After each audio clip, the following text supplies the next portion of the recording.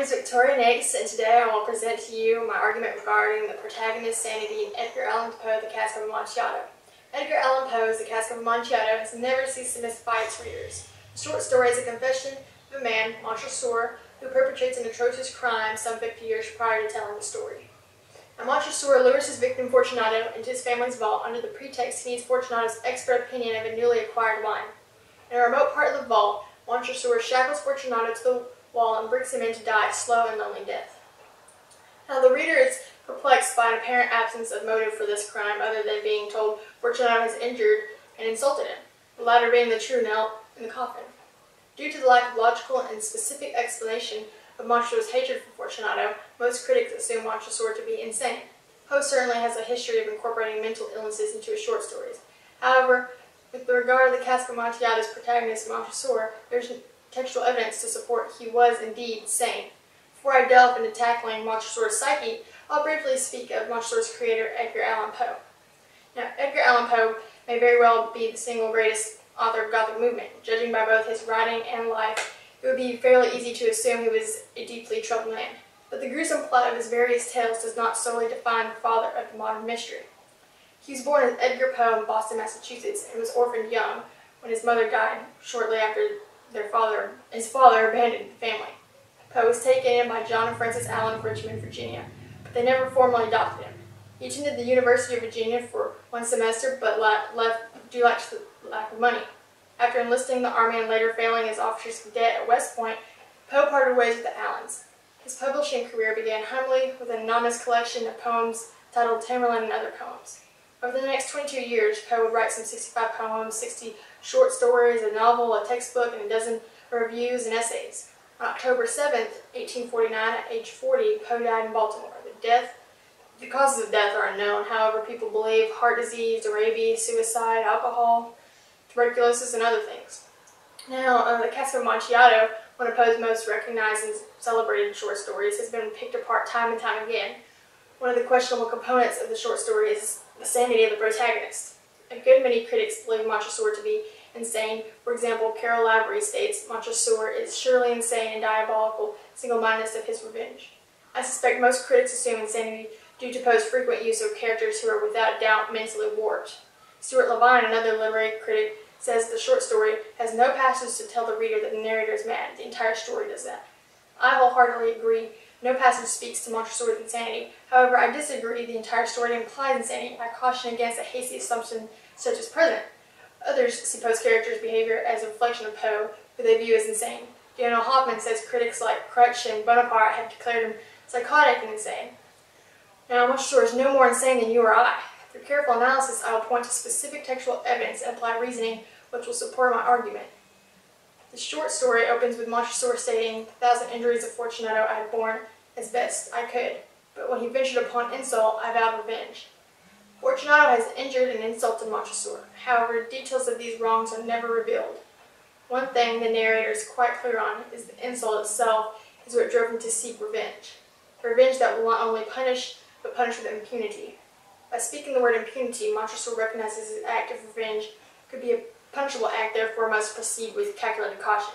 This alone demonstrates Montresor is well aware of the difference between right and wrong in the eyes of law, if not the eyes of God.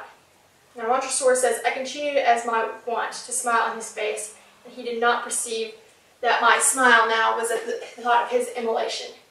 Focusing on the words, "as was my wont," we see Montresor does not take a knee-jerk reaction approach. The fact the word "now" is emphasized shows he purposely put up a facade to ensure Fortunato's immolation.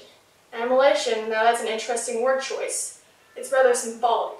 According to Merriam-Webster, immolation means to offer in sacrifice.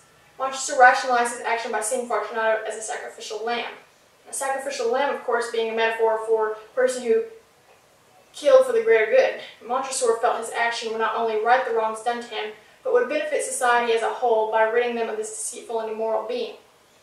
The irony here is Montresor actually has to emulate these same characteristics in order to dispatch Fortunato. Montresor, the cunning character he is, convinced Fortunato to travel with him to the family catacomb in order to taste the highly prized wine, which, mind you, never existed.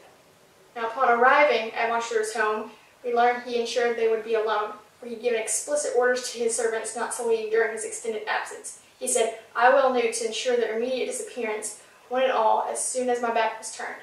Now Montresor well knew what the outcome would be when he told them this. He intentionally said this so he could execute his methodical plan with impunity.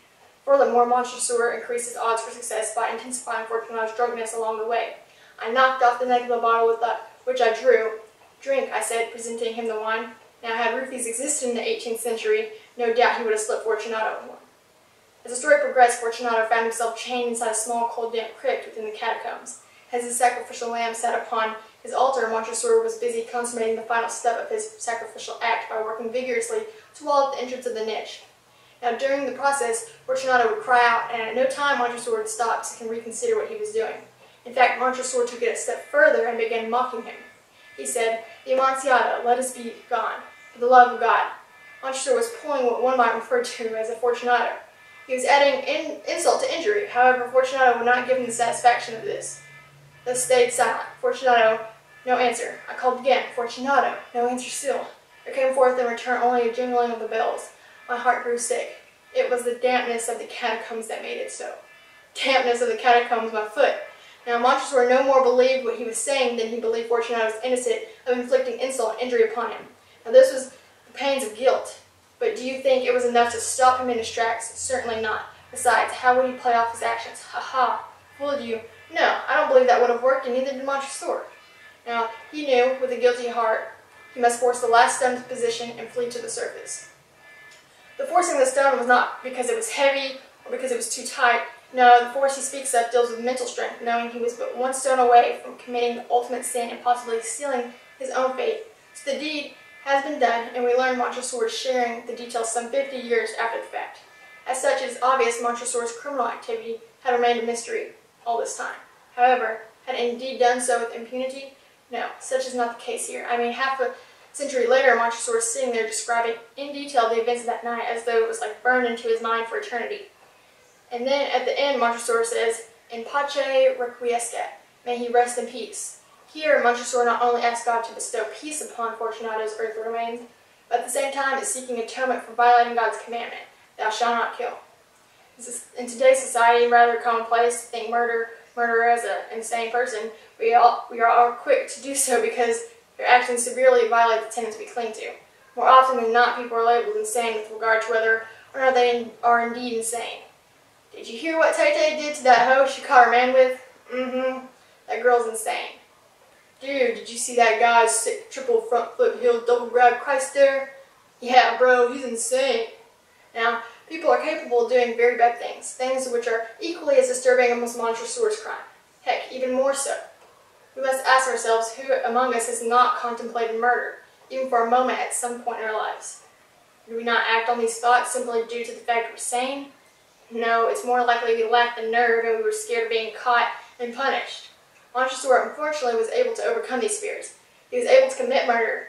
I'm quite confident one can successfully argue Montresor as being selfish, immoral, arrogant, and cruel. However, to say he's insane, well, that simply would not be true.